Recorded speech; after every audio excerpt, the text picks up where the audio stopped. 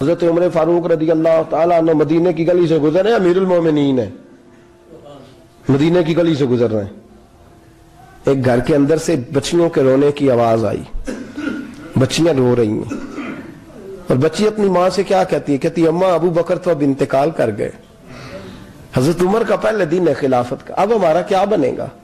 ابو بکر تو وصال کر گئے۔ حضرت عمر فاروق رضی اللہ تعالیٰ عنہ نے رونے کی آواز سنی، دروازے پہ دستک دی، کہا بیٹو کیا بات ہے؟ تو بچیاں کہنے لگی عمر ہمارے ابا جی ہماری 10-15 بکریاں ہیں، تو ہمارے والد صاحب ان کا دودھ دھو کے بیچا کرتے تھے، گزارا ہو جاتا تھا۔ جس دن ابا جی فوت ہوئے تو اس دن سے لے کر ابو بکر صدیق روز عصر کے بعد آیا کرتے تھے، ہماری بکریوں کا دودھ دھو کے دیتے تھے، کچھ ہم پیتی تھی، کچھ بیچ لیتی تھی، گزارا چلتا تھا۔ جس دن ابو بکر صدیق خلیفہ بنے تو ہم نے جا کے کہا ابو بکر اب کون دودھ دھوئے گا؟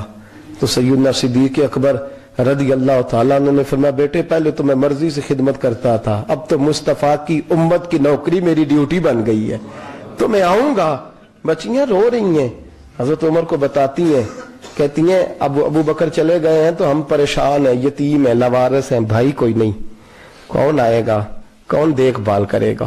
حضرت عمر فاروق گھٹنوں کے بل زمین پہ بیٹھ گئے، ان چھوٹی چھوٹی بچیوں کو سینے سے لگایا، فرمانے لگے میں ابو بکر کا کیا کروں، میرے لیے رستے بڑے مشکل کر گیا ہے، میں اس کے کس بادشاہ وقت ہو کے وہ غریبوں کے گھروں میں آ کے ان کی بکریوں کا دودھ بھی دوتا تھا، امیر المومنین ہو کے یہ رنگ بھی تھا۔ فرمایا بیٹیوں فکر نہ کرنا، جب تک عمر زندہ رہے گا، عمر آتا رہے گا، یہ نوکری کرتا رہے گا۔ کچھ دن بیتے تو حضرت عمر فاروق کو یاد آیا اوہو مدینے میں ایک بوڑھی اماں بھی رہتی ہے جس کا کوئی گھر کا کام کرنے والا نہیں، اور جس بی بی کا کوئی بال بچہ نہیں، اور آنکھوں سے بھی وہ نابینی ہے۔ حضرت ابو بکر صدیق رات کے سناٹے میں جایا کرتے تھے، اس کے گھر میں جھاڑو دیتے تھے۔ یہ بادشاہ ہے، اس کی فقیری کا رنگ دیکھو، اس کو کنویں سے پانی بھر کے لا کے دیتے تھے، اور یہ لفظ آپ سنیں گے تو حیران ہو جائیں گے۔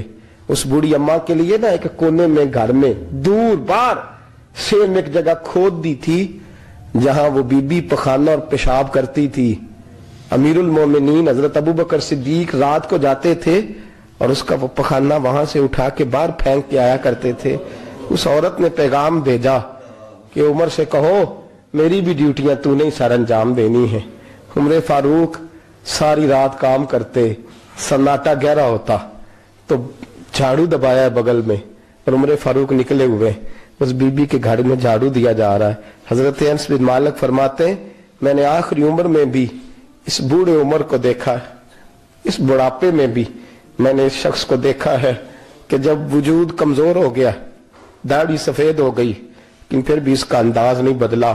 اس نے ساری زندگی بادشاہی میں فقیری کر کے گزار دی، یہ پھر بھی کسی کے گھر میں جھاڑو دیتا ہے، کسی کی بکریوں کا دودھ دھوتا ہے، یہ کسی غریب میرے دوست یہ۔ اور جب سیدنا فاروق اعظم رضی اللہ تعالیٰ عنہ خطبہ دینے بیٹھتے ہیں تو کپڑے پھٹے ہیں، پیبند لگے ہیں، مزاج سادہ ہے، بڑا مال آیا ہے، بڑا مال، لیکن تقسیم کر دیا، اور یہی انداز آگے اپنے گورنروں کو دیا۔ حضرت سعید بن عامر رضی اللہ تعالیٰ عنہ آپ کے گورنر ہیں، حمص کے گورنر ہیں۔ جب لسٹ آئی نا غریبوں کی، حضرت عمر نے کہا کہ حمص کے جتنے غریب لوگ ہیں ان کی لسٹ بنا کے بھیجو، ان کو چندہ لگانا ہے۔ تو 17ویں 18ویں نمبر پر سعید بن عامر کا نام بھی آ گیا، گورنر صاحب کا۔ تو حضرت عمر نے سوچا شاید کوئی اور سعید بن عامر ہے، فرمانے لگے یہ کون ہے؟ جس کی ڈیوٹی لگائی تھی اس سے کہنے لگے یہ سعید کون ہے؟ تو کہا حضرت جی ہمارے صوبے کا گورنر۔ تو فرمایا اس کی لسٹ فقیروں میں؟ فرمانے لگے پتہ نہیں آپ نے کیا رنگ بھر کے بھیجا ہے، مہینہ مہینہ یہ شخص درختوں کے پتے کھا کے گزارا کر دیتا۔